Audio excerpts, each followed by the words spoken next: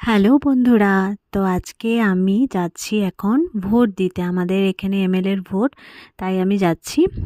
Mister Ganguly আমাকে vote কেন্দ্রে নিয়ে যাচ্ছে, আর ওর আলাদা জায়গায় ভোট আর আমার আলাদা জায়গায় সেন্টার। তো দেখো চলে এসেছি, আর দেখি এসে লম্বা লাইন। আর এখানে জানো তো একটা মন্দির আছে, রাধাকৃষ্ণের মন্দির। তো মা আগেই লাইন দিয়ে ছিল আমার জন্য। তো এই দেখো এখন যাব ভোট দিতে। তো ভোট দেওয়া হয়ে গেল, তো আমারও হয়ে গেছে, মারও হয়ে গেছে। তো মাকে বলছিলাম তোমার হাতটা একটু দেখাও। তো মা না বুঝতেই পারছিল না যে কিভাবে হাতটা দেখাবে। তারপর আমি দেখিয়ে দিলাম যে এভাবে হাত দেখাও।